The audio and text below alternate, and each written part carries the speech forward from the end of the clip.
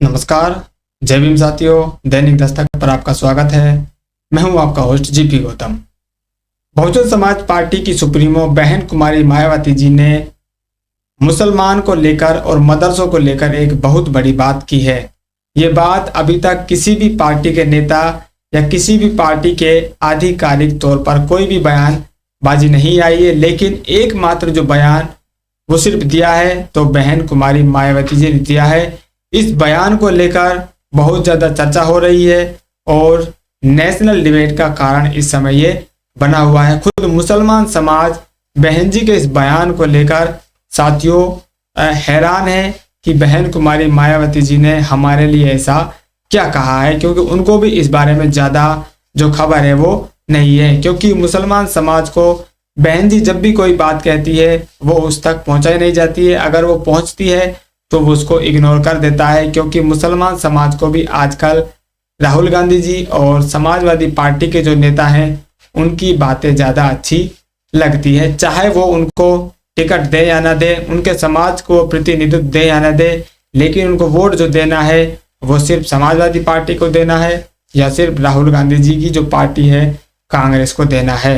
बहन जी ने बड़ा कदम उठाते हुए मुसलमान समाज के हित में जो माननीय सुप्रीम कोर्ट ने जो फैसला दिया है उस फैसले पर बड़ी बात बहन जी ने कही है। बहन जी ने जो मदरसा एक्ट है उस एक्ट का समर्थन किया है और जो कोर्ट ने जो आदेश दिया है या फैसला दिया है उस फैसले का उन्होंने आगे बढ़कर स्वागत किया है। साथ ही बहन जी ने ये जो निजी संपत्ति का मामला है उस संपत्ति पर जो फैसला कोर्ट का आया है उसका भी उन्होंने आगे बढ़कर स्वागत किया है। बहन जी कहती हैं, माननीय सुप्रीम कोर्ट द्वारा आज एक अहम फैसले में यूपी मदरसा शिक्षा बोर्ड कानून 2004 को वैध व संवैधानिक करार दिए जाने के फैसले का स्वागत। इससे यूपी में मदरसा शिक्षा को लेकर उपजे विवाद व हजारों मदरसों की अनिश्चितता को अब निश्चय ही समाप्त होने की संभावना।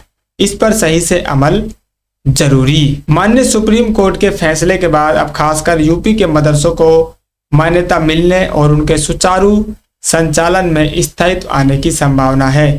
अदालत ने कहा है कि मदरसा एक्ट के प्रावधान संवैधानिक मूल्यों के अनुरूप है और ये धार्मिक अल्पसंख्यकों के शैक्षिक अधिकारों की सुरक्षा करते हैं। तो बहन जी ने यहाँ पर सुप्रीम कोर्ट के द्वारा जो मदरसा एक्ट पर फैसला आया है उस फैसले का आगे बढ़कर स्वागत किया है।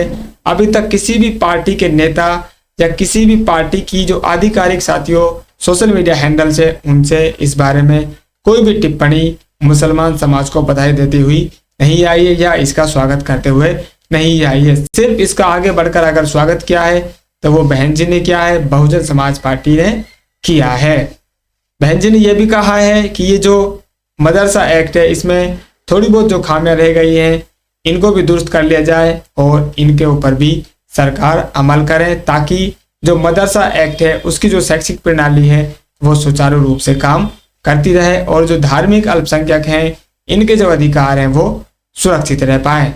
बहन जी ने आगे जो निजी संपत्ति का मामला था उसका भी स्वागत किया है और उस पर उन्होंने कहा है, साथ ही सुप्रीम कोर्ट की 9 जजों की बेंच द्वारा हर निजी संपत्ति को संविधान के अनुच्छेद 39B के तहत सामुदायिक संपत्ति का हिस्सा नहीं मानना व इसका अधिग्रहण करने से रोकने के फैसला भी स्वागत। अब तक सरकार के पास आम भलाई हेतु सभी निजी संपत्तियों को अधिग्रहित करने का अधिकार था। ये जो मामला है साथियों ये निजी संपत्ति से जुड़ा हुआ है कि जो संपत्तियां हैं कितने जितने भी संसाधन हैं इस धरती पर वो सरकार के हैं और सरकार कभी भी ये जो संपत्ति है उसको जब चाहे जब उसको ले सकती है। लेकिन अब माननीय सुप्रीम कोर्ट ने इस पर थोड़ी सी रोक लगाई है और जो निजी संपत्ति है जिसका मालिकाना हक किसी व्यक्ति विशेष के पास है या किसी संस्था के पास है, अब उस संपत्ति को सरकार सामुदायिक संपत्ति घोषित नहीं कर पाएगी। हालांकि